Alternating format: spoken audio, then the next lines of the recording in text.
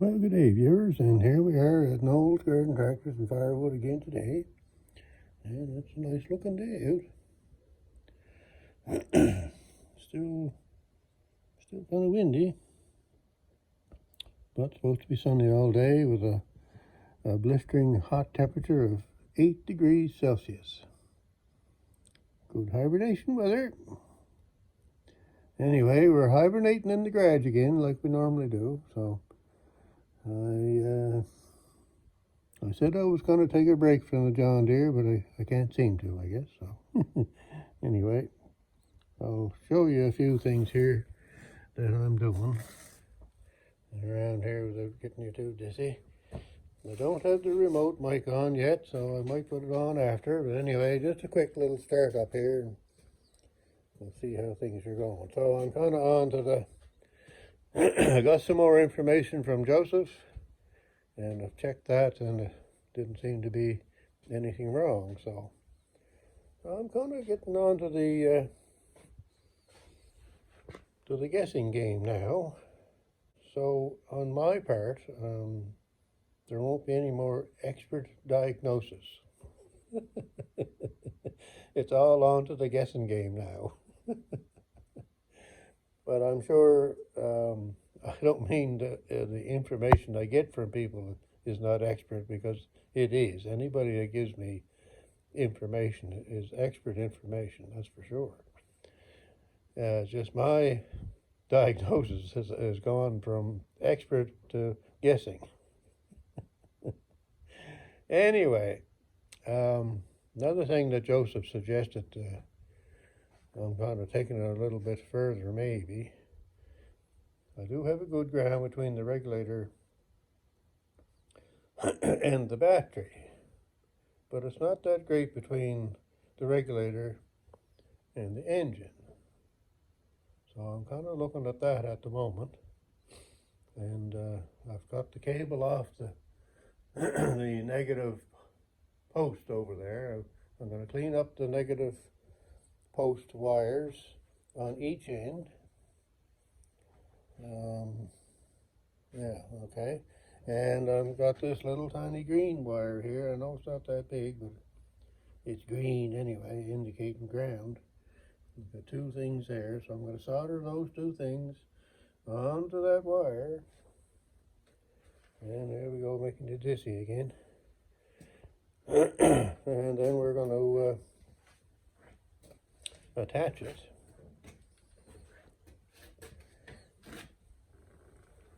over here. So that little green wire is going to go from here to here.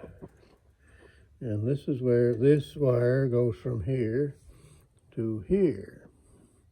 So I'll clean all this up, and then I should be able to check ohms from the battery terminal to the bolt. And that should give me a reading, hopefully a good one.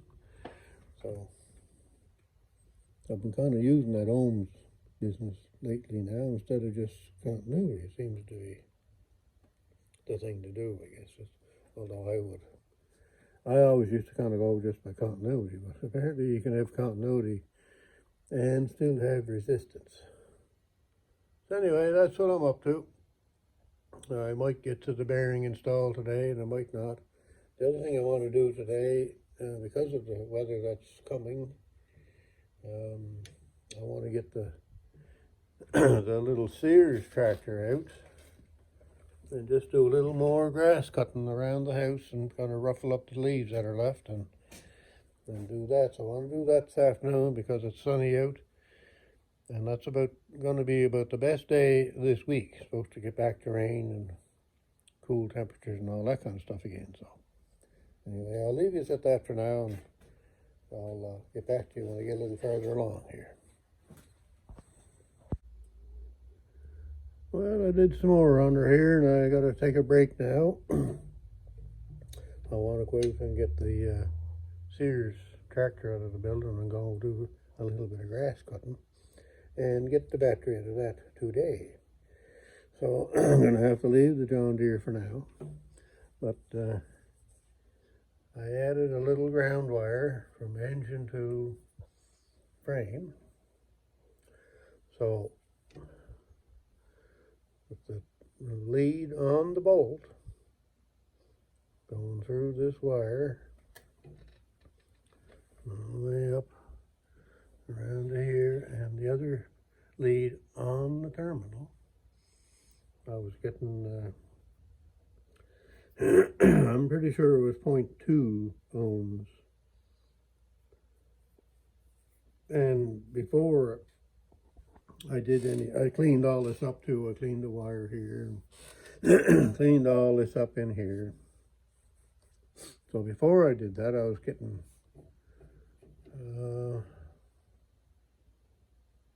1.8, I think, something like that. Anyway, so that there's no resistance there from the engine ground to the battery. All right, so then over on this side,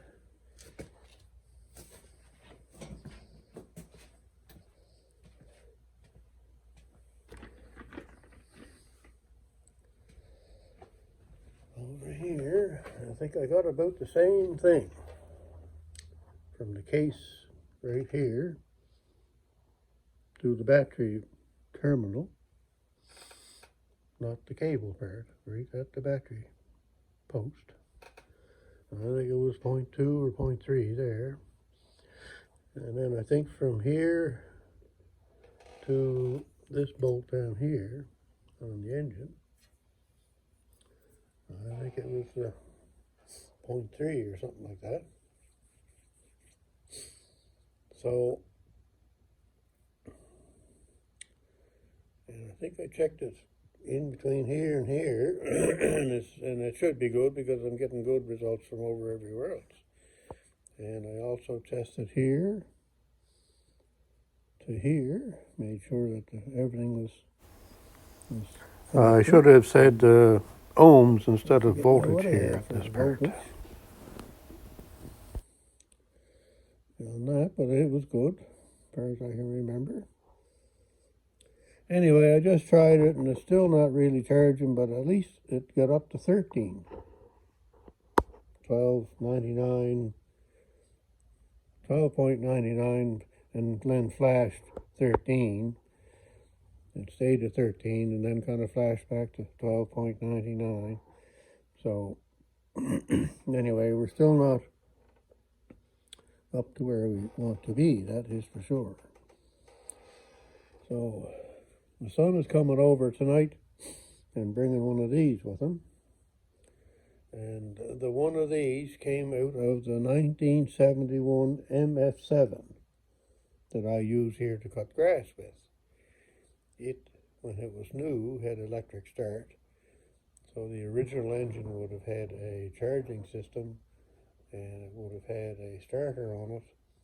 And then whoever changed the motor just eliminated that stuff, but the solenoid and the key switch and the regulator and all that stuff was still in the tractor, along with the amp gauge. So we have a regulator. Now, whether it's any good or not, who would know? But I'm going to switch it and try it, I guess. So that's about all I can do. So the information that Joseph gave me about the stator, I just want to say, Joseph, that I looked it up in that manual you gave me, and it's for a 15 amp charging system that the information is for that 0.1 to 0.2 reading. Now this is supposed to be a 10 amp system by going by the book, or I should say by my manual over there. So I don't know if that makes any difference if a 10 amp stator would have a different reading than a 15 amp stator. That I don't know. Anyway, but what I do know is I'm getting 26.5 volts out of that. But these two wires, the AC wires, if you take them off of there and run the tractor at full throttle, I'm getting 26.5 AC volts. So it's certainly not enough. It's supposed to be 28 to 32. But depending on where you read, I read on something this morning I was reading, and one fellow said if you got anywhere from 20 to 30 AC volts at 1800 RPM, then that's fine. Now, that could be for a different system, I don't know. Anyway, so still grasping at straws, I guess, so we'll see what the regulator does when we change that. All right, I'm going to go and cut some grass and get the battery out of the Sears, and then what else are we going to do? I might get to the bearings this afternoon, but that's kind of unlikely, I think. All right, so have a great day wherever you're at and whatever you're doing, and we'll be chatting with you again.